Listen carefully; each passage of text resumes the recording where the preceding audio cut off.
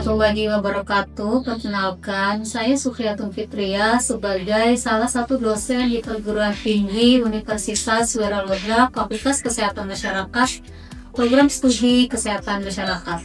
Pada kesempatan ini, saya akan memaparkan diri dalam unjuk kerja Tridharma Perguruan Tinggi Kesehatan Masyarakat, khususnya di bidang pengadilan. Saya mengampu beberapa mata kuliah, salah satunya yaitu mata kuliah yang saya ampu adalah Kesehatan Lingkungan Dasar. Mata kuliah ini memiliki bobot 2 SKS pada semester 2 dan merupakan mata kuliah wajib S1 Kesehatan Masyarakat. Seluruh mahasiswa awal diharapkan mampu memahami landasan awal sebagai tenaga kesehatan masyarakat, khususnya kesehatan lingkungan. Sebagai seorang dosen, saya wajib melaksanakan Tridharma Perguruan Tinggi khususnya dalam 3 aspek. Aspek yang pertama, delivery, kedua, interaction, ketiga, assessment, atau dikenal dengan singkatan DEI. Student-based learning dijadikan sebagai pendekatan utama dalam sistem pembelajaran ini, di mana pembelajaran ini berorientasi kepada mahasiswa.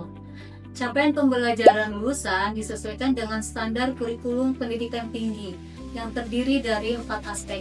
Aspek yang pertama adalah aspek sikap, yang kedua pengetahuan, yang ketiga keterampilan umum, dan yang keempat adalah keterampilan khusus. Sebagai berikut. Selanjutnya dari CPL tersebut diturunkan menjadi CPMK. Sebagai berikut, dan dari 4 CPMK tersebut saya membagi menjadi 14 sub CPMK yang dijadikan 14 kali pertemuan untuk pemaparan materi, 1 perkuliahan untuk penilaian tengah semester, dan 1 perkuliahan untuk penilaian akhir semester. Materi perkuliahan terdiri dari beberapa materi berikut ini. Dalam menyusun materi perkuliahan, saya mengacu berbagai sumber ilmiah yang bersumber dari referensi berikut ini, dan sebagian materi juga disusun dari hasil penelitian yang saya lakukan bersama dengan tim, salah satunya yaitu penelitian tentang pengolahan limbah organik dengan menggunakan inovasi mengolah limbah organik menjadi ekoenzim. Penilaian atas pemenuhan CPL komponen dan bobot penilaian dibuat dalam persentase sebagai berikut, di mana 10% untuk kehadiran, 20% untuk tugas, 30% untuk penilaian setengah semester, dan 40% untuk penilaian akhir semester. Lulusan mahasiswa yang mengikuti standar lulusan Universitas Wiralodha yaitu mahasiswa yang mendapatkan nilai 60-100 atau dalam rentang huruf C sampai A itu dinyatakan lulus. Demikian penjabaran terkait delivery, interaction, dan assessment dalam mata kuliah Kesehatan Lingkungan Dasar. Selanjutnya akan ditampilkan pembelajaran mata kuliah Kesehatan Lingkungan Dasar. Selamat menyaksikan. Assalamualaikum warahmatullahi wabarakatuh. Ini materi tambahan, karena kenapa Ibu ngasih materi ini itu adalah biasanya seringkali Ibu dipanggil untuk melatih di sekolah maupun di desa, kayak misalnya kita ngelatih ibu-ibu PKK gitu ya. Ini seringkali mereka minta materinya itu adalah tentang bagaimana cara mengolah limbah organik gitu ya. Ini adalah manfaat dari bagaimana mengapa sampai resepnya gitu ya. Nah, ekoenzim adalah cairan alami serbaguna yang merupakan hasil fermentasi. Di sini tuh ada poin 1, 3, 10. 1 ini adalah untuk gula merah atau molase. Nanti saya bawa, yang saya bawa itu cairannya adalah molase. Molase itu dia terbuat dari gula tetes tebu, tapi dia ampasnya tebu. Kemudian kalau bentukannya tuh dia cair kayak kecap gitu ya, tapi baunya tuh bau gula. Terus kemudian untuk sisa buah sayur ini adalah 3, airnya itu 10, artinya perbandingan 1, 3, 10. Kalau misalnya untuk perhitungannya, kalau misalnya airnya 10 liter, maka gulanya berapa? Kalau airnya 10 liter, maka gulanya berapa? 1 liter. Terus kalau buahnya berapa jadinya? 3 apa? 3 apa? 3 kilo jadinya. Satuannya liter dan kilo itu sama. Satuannya sama ya. Bukan kilo tapi gram. Liter dan gram itu sama. Jadi kalau misalnya 1 gram itu sama dengan kalau di cairan dia 1 liter. Tapi kalau berat itu 1 gram. Gitu ya. Oke, next. Nanti hitungannya gitu karena ada hitungan matematisnya. Kemudian di sini, ini yang perlu diperhatikan untuk membuat ekoenzim itu adalah 3 bulan untuk wilayah tropis karena kita biasanya di wilayah tropis, jadi kita hanya 3 bulan. 3 bulan itu adalah masa fermentasinya. Misalnya di tanggal 1 bulan Januari Anda bikin, nanti dipanen itu tanggal berapa?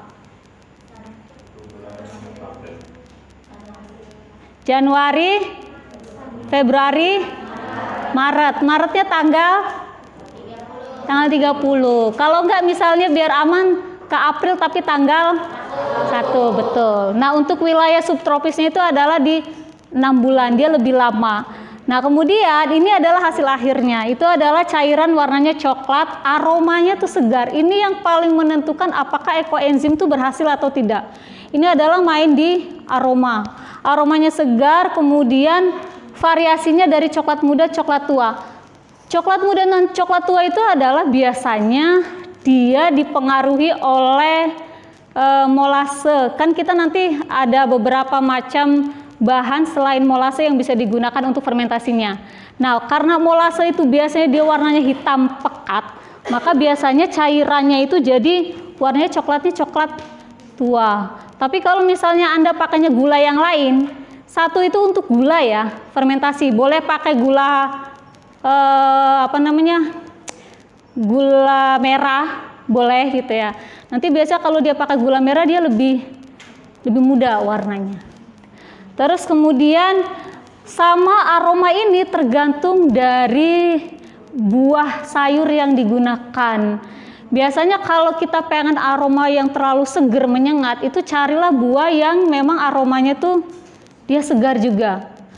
Nah, yang saya ambil itu adalah ada buah nanas, jambu sama serai. Oke.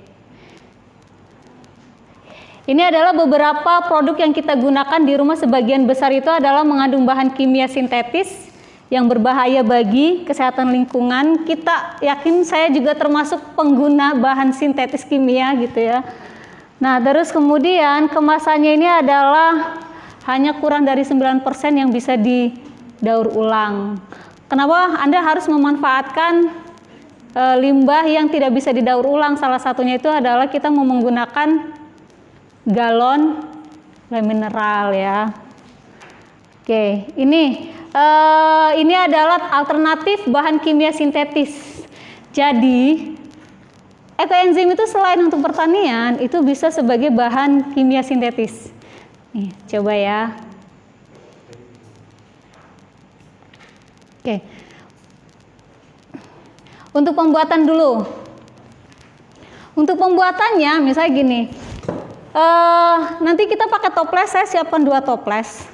Nanti dari toples ini, kita nggak boleh satu toples tuh penuh dengan isi. Baik air, molase maupun sayur buah. Jadi dari total semua ini kita hanya ngambil di 60% dari kapasitas wadahnya. Jadi kita hitung dulu wadahnya itu dia kapasitasnya berapa liter. Kalau misalnya saya biasa orang tuh yang praktis yang banyak wadah yang sering dipakai itu kan mereka galon mineral setiap minggu gitu ya. Jadi mereka suka pakai itu. Nah, itu sekitar 15 liter. Jadi saya hanya mengisi airnya, ini yang dihitung air dulu, 9 liter. Jadi kapasitas yang ini yang dihitung 60% itu dari air dulu. Berapa sih air yang kita perlukan? Paham nggak?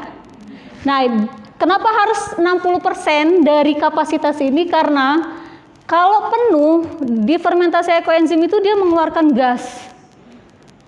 Gas ini akan terus banyak selama 1 minggu. Jadi ruang yang kosong yang ini tuh adalah untuk menampung gasnya.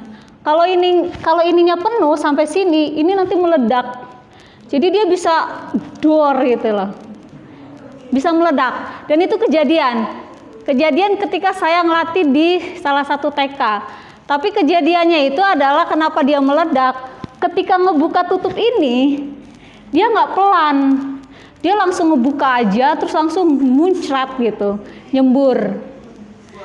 Ya betul, termasuk kayak mahasiswa juga ada tuh, yang setelah saya pelatihan dari desa Singajaya, itu juga sama. Jadi dia ngebukanya tuh nggak pelan-pelan, karena untuk menentukan apakah nanti di wadah itu masih ada gas atau enggak, Anda bisa dengar suara desisannya, kayak misalnya Anda buka Coca-Cola, buka gitu ya. Nah itu menunjukkan ada gas. Dan itu harus dibuka selama 7 hari berturut-turut. Untuk ngeluarin gasnya dibuka selama 1 menit, habis itu tutup lagi. Terus selama 1 minggu. Makanya kapasitas kenapa harus ada ruang 40% itu, dia untuk nampung gasnya. Air yang bisa digunakan, air sumur, air hujan, air AC, itu bagus. Air isi ulang, air pom sama air galon. Air bersih di sini ya, konteksnya itu adalah air bersih. Wadah yang digunakan, nggak boleh logam, nggak boleh kaca. Kenapa? Karena kalau meledak pecah. Terus kemudian wadah bermulut sempit tidak disarankan. Kenapa bermulut sempit itu tidak disarankan? Karena dia ya gasnya itu, karena kita kalau misalnya dia dari 750 ml yang gelas kita mineral, itu dia hanya sisa sedikit ruangan untuk sisa menampung gasnya, sehingga dia mudah meledak. Ada cara sebenarnya yang lebih, ada orang yang mengakalinya, dia pakai minuman mineral, terus kemudian di atasnya itu dikasih balon. Jadi dia gasnya itu ke balon, ada yang begitu. Ada juga dia punya lagi, misalnya ini aqua, terus kemudian dia pakai selang. Jadi ngebuang gasnya itu dia pakai aqua lagi. Jadi ada perpindahan antara gas yang satu ke tempat wadah yang kosong. Gitu. Ada caranya begitu. Untuk kalau misalnya pakai yang mulutnya tuh kecil. Kemudian memiliki tutup bermulut lebar, harus boleh besar, dan bahannya itu adalah plastik. Nah ini, diingat langkah-langkah pembuatannya. Wadah harus dibersihkan, kemudian ukur volumenya, kemudian masukkan gula dari 10% berat air. Habis itu setelah gula, jadi pertama tuh kita bersihin wadah, masukin air dulu. Ukur dulu volume wadah, kemudian kita masukin air dan masukin gula. Kita aduk dulu sampai larut, baru kita masukin sampahnya. Organik maupun sampah organiknya ya. Dan poin 3, selama 1 minggu, yang ini ya.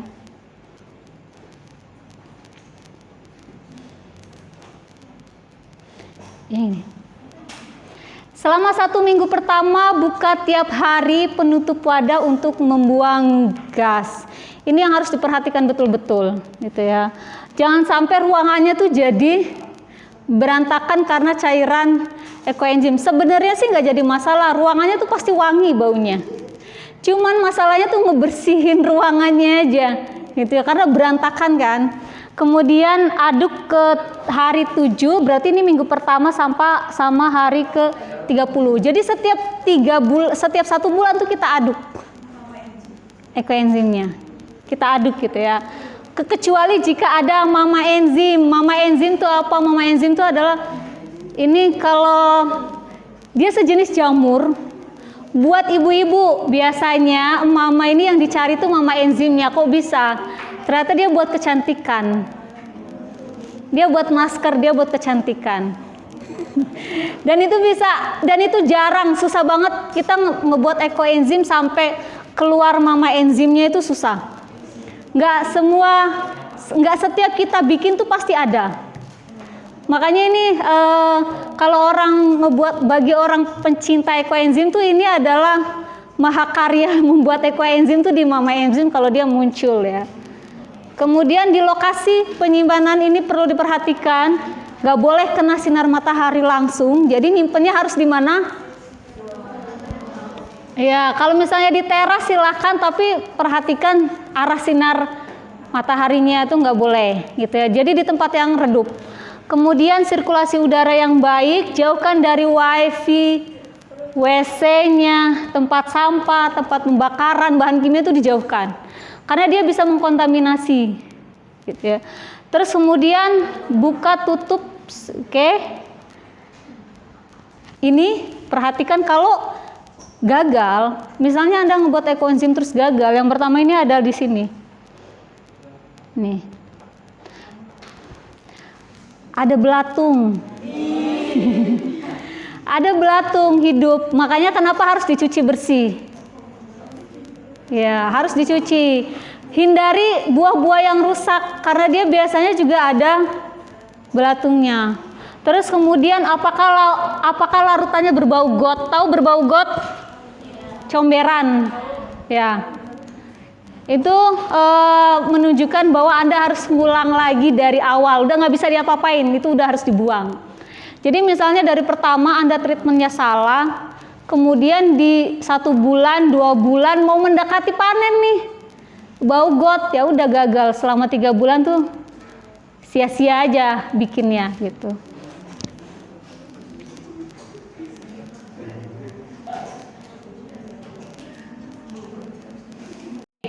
Ekoenzim yang memenuhi persyaratan ini adalah di bawah 4, aroma segar khas fermentasi.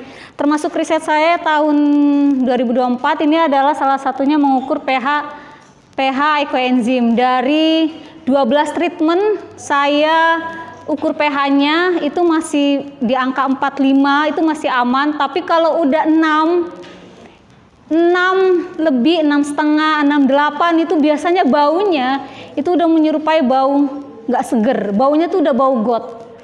Kenapa? Itu banyak kayak misalnya kontaminasi alat gitu ya. Terus kemudian karena misalnya karena saya tuh nggak boleh dibuka tutup, jadi harus pakai selang. Nah, kemudian bisa jadi gitu ya, di tutupnya itu ada kebocoran. Kebocoran apa? Dari udara yang keluar masuk ya. Makanya itu nggak boleh, nggak ada, harus pakai tutup. Masih adanya harus ada tutup yang rapat. Nah, ini adalah ampasnya. Ampas tuh berarti kira-kira ampasnya bentuknya apa? Kalau ekoenzim.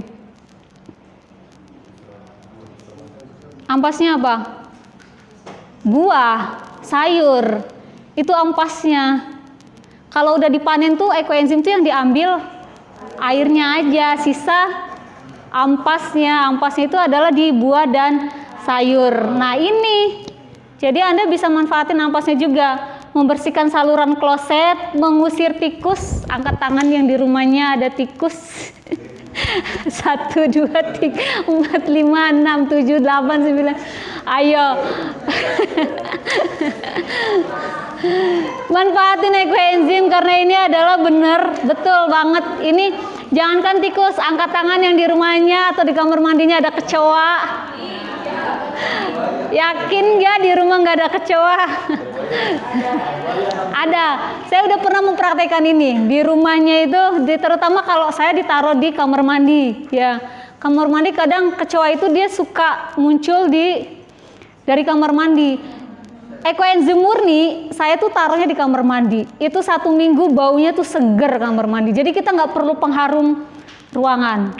Nah, kecoa ini dia tuh tertarik terus kemudian nyemplung. Karena saya naruhnya di wadah ya, wadah terbuka, nyemplung tuh kecoa. Seketika mati. Kering kecoanya. Jadi fosil. Terus kemudian buat yang kalau misalnya di kamarnya lembab, baunya kurang enak, Anda cobain deh. Salah satunya manfaatnya ekoenzim itu adalah sirkulasi udara, menjernihkan udara.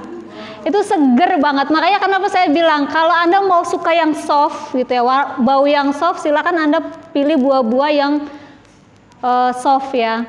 Terus kalau misalnya mau yang seger banget ya cari buah sayur yang seger. Saya seneng, salah satu sayur yang saya suka itu adalah seledri.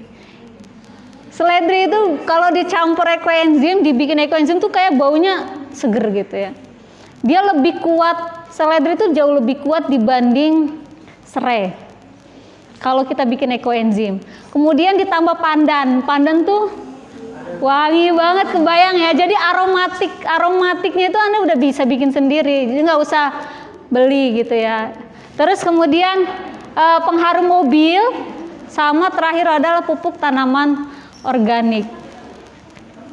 Di sini pernah nyoba tak nanam semangka, dikasih semprotan ekoenzim. Begitu dipanen, semangkanya tuh nggak merah banget. Tapi begitu kita makan itu manis banget. Itu pernah kita nyoba di sini semangka. Tapi karena nggak ada yang jagain, jadi cuma panen satu kali, sisanya nggak tahu kemana semangkanya. Hilang.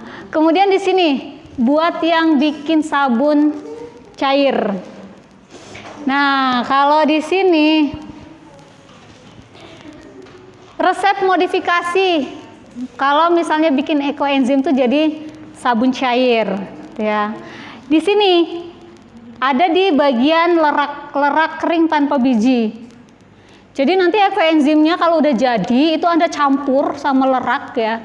Terus kemudian difermentasikan sebentar. Nggak nyampe 3 bulan. Itu Anda bisa. Dan sabun cair ini bisa untuk cuci buah, terus kemudian baju, kemudian cuci tangan, terus kemudian cuci piring. Jadi bahan-bahan kita pengguna pestisida di rumah itu kita bisa ganti pakai ekoenzim. Leraknya beli di mana? Beli di online. Karena ternyata saya lihat cari nggak ada di Indramayu yang jualan lerak tuh, saya nggak ketemu.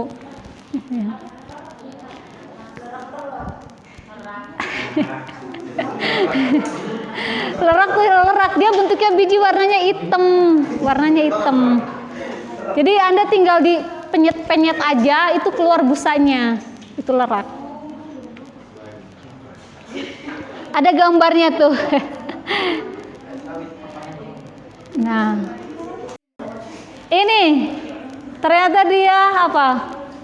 Mengurangi tingkat radiasi elektromagnet. Buat Anda yang di kamarnya itu selalu berdampingan dengan handphone, itu ya silakan taruh ekoenzim di dalam ruangan, di dalam kamar itu. Ini adalah saya katakan ekoenzim itu larutan serbaguna. Iya, serius, saya katakan ekoenzim itu larutan serbaguna. Kenapa banyak sekolah maupun ibu-ibu tuh dia pengen banget belajar bisa bikin ekoenzim. Ini gambaran kalau sungai kita kasih ekoenzim. Dia lebih jernih jadi airnya. Dia lebih jernih. Kalau pemerintah biasanya untuk mengurangi pencemaran air itu kan dia karena eceng gondok ya. Jadi eceng gondok itu kan harus dibuang gitu. Nah, terus kemudian kalau bisa kasihlah ekoenzim gitu, kasih ekoenzim. Dia bisa lebih jernih. Memperbaiki kualitas air. Yang punya sawah angkat tangan.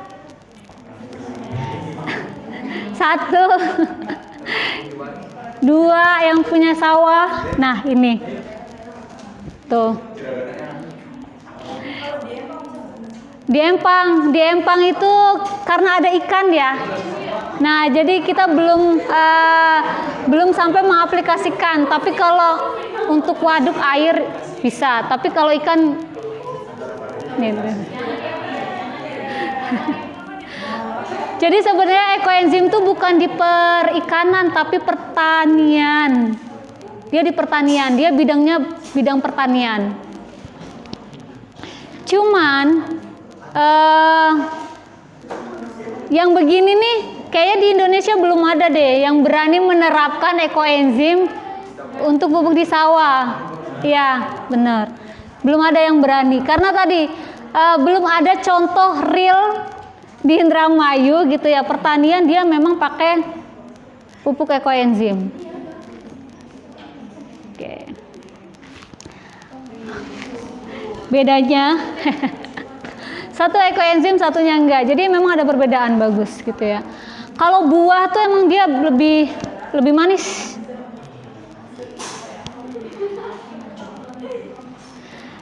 Ini bukan kolam ikan. Ini bukan kolam ikan, ini adalah kolam air hujan.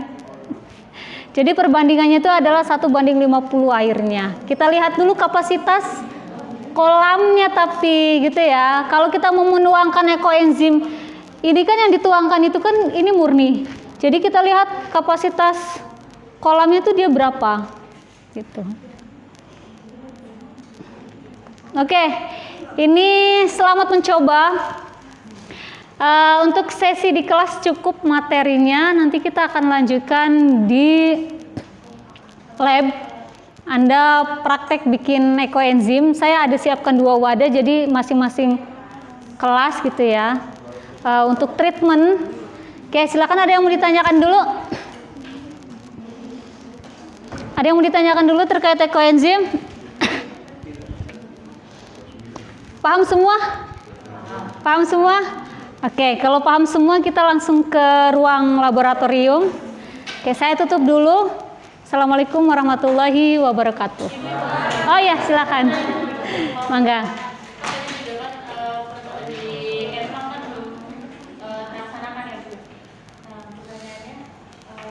Dan tadi kan Ibu kan ngejelasin dampak positif dari penggunaan ekoenzim kan juga. Kayak tadi juga belum tahu di Epok ini benar apa enggak bisa atau enggaknya. Otomatis itu tuh ada dampak negatif dari penggunaan ekoenzim sendiri. Nah, apakah dampak-dampak tersebut dari ekoenzim negatif? Kalau dampak negatifnya itu ketika kita salah treatment sebenarnya. Ketika kita salah treatment. Misalkan saya contohkan salah treatment ya. Enzim itu kalau kita ngambilnya dari buah dan sayur dia nggak ada dampak negatifnya. Tapi menjadi dampak negatif itu ketika kita salah treatmentnya. Misalnya gini, gitu ya. Salah treatment di takarannya. Kita ada juga kasusnya gini, ada ibu-ibu yang dia bikin ekoenzim, kemudian ampasnya itu dia buang di pohon mangga. Akhirnya pohon mangganya tuh nggak tumbuh, malah mati. Gitu. Kemudian ada juga yang dia treatment buat pupuk organik, tapi dia murni semprot ekoenzimnya itu mati.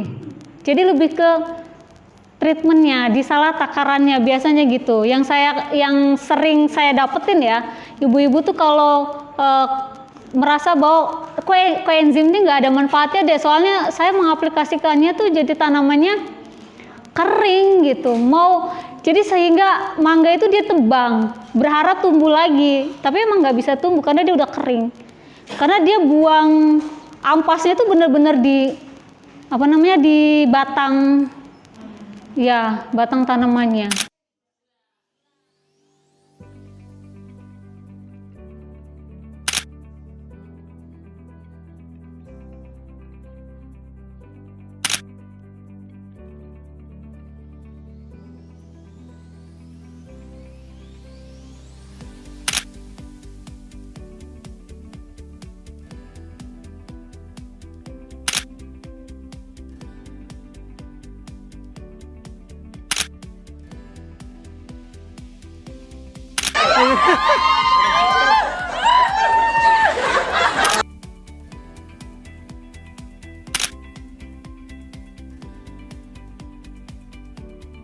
Udah praktek juga gimana cara buatnya, mulai dari materi kan bahan-bahan yang kita perluin tadi kan ada gula ya, kemudian itu yang cairan itu apa tuh?